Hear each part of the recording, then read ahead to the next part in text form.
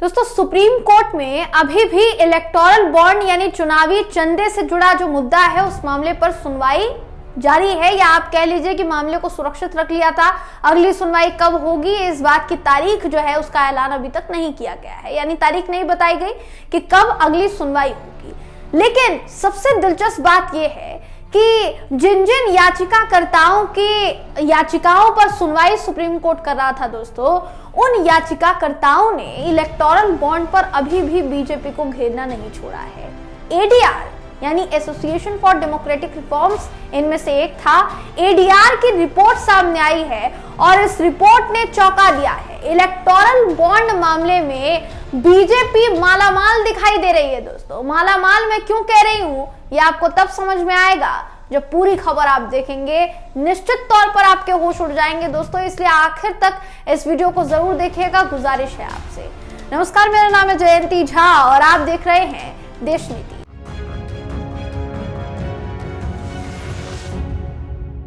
देश नीति, केवल सच्ची और पक्की खबरें। दोस्तों इलेक्टोरल बॉन्ड का मुद्दा जब भी उठाया जाता है तो हमारे देश की सत्ताधीन पार्टी उससे किनारा कर लेती है। किनारा इस कदर किया गया कि बाकायदा सुप्रीम कोर्ट में पक्ष लेने के लिए सरकार का वहां पर पहुंच गए सॉलिसिटर जनरल।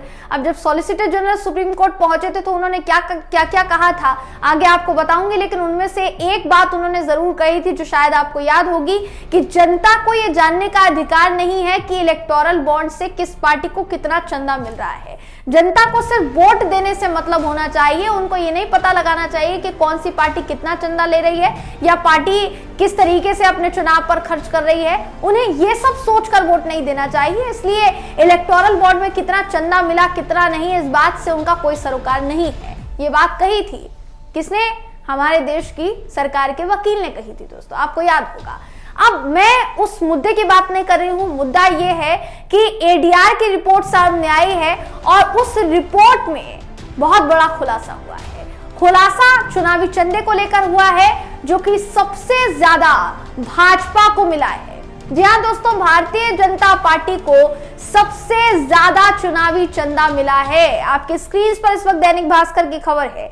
क्या कहती है ध्यान से सुनिएगा, आपको समझ में आ जाएगा कि हमारे देश के सरकार या उनके वकील सुप्रीम कोर्ट में ये क्यों कहते हैं कि देश की जनता को ये जानने का अधिकार नहीं है कि किस पार्टी को कितना राजनीतिक चंदा मिल रहा है। तो एसोसिएशन फॉर डेमोक्रेटिक रिफॉर्म्स की रिपोर्ट के मुताबिक 2022-23 में भाजपा को इलेक्टोरल ट्रस्ट से 259.8 करोड़ का चंदा मिला है।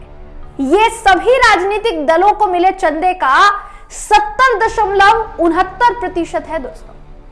70.69% चंदा अकेले भाजपा को। सोचिए, हो सकता है यही वजह हो कि जनता को यह जानने का अधिकार नहीं है कि कितना चुनावी चंदा कौन दे रहा है। भाई पार्टी को कौन कौन चुनावी चंदे के रूप में मदद पहुंचा रहा है, ये जानने का अधिकार देश की जनता को नहीं है, बेशक नहीं है।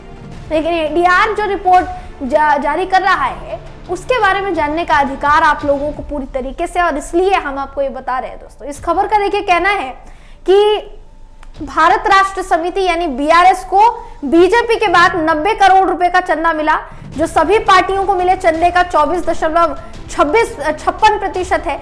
इसके अलावा कांग्रेस, आम आदमी पार्टी और वाईएसआर कांग्रेस को 17.40 करोड़ रुपए का चंदा मिला है। यानी सबसे ज्यादा भारतीय जनता पार्टी को यहाँ पर चंदा मिला है और बाकी पार्टियों की भी कोई कम इनकम नहीं है, उनको भी अच्छा खासा चंदा मिला है दोस्तों। इस मामले में प्रूडेंट इलेक्टोरल ट्रस्ट नाम से एक ट्रस्ट है जिसने बीजेपी को अकेले 256.25 करोड़ रुपए का चंदा दिया है। अकेले इस ट्रस्ट ने दोस्तों 200 करोड़ से ऊपर चंदा इस अकेले ट्रस्ट ने बीजेपी को दिया है। वहीं दूसरी तरफ बात की जाए 2021-22 में बीजेपी को मिले चंदे की तो 336.50 करोड़ रुपए का चंदा 2021-22 में मिला था।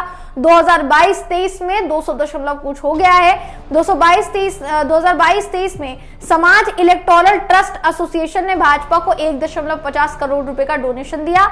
एसोसिएशन से कांग्रेस को 50 लाख रुपए का चंदा मिला, बीजेपी को 1.5 करोड़ समथिंग आप समझ लीजिए, और कांग्रेस को 50 लाख रुपए का चंदा। 50 लाख रुपए भी हालांकि कम नहीं है, उसका भी चंदा अगर कांग्रेस पार्टी को मिलता है तो उसे भी बताना चाहिए।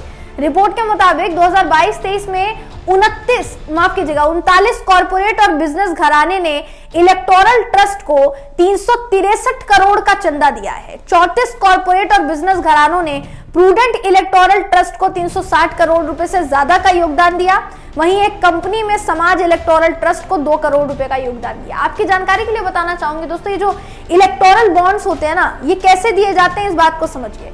केंद्र सरकार ने 2 जनवरी 2018 को बॉन्ड स्कीम को नोटिफाई किया था। स्कीम के प्रावधानों के मुताबिक इलेक्टोरल बॉन्ड को कोई भी नागरिक अकेले या फिर किसी के साथ मिलकर खरीद सकता है।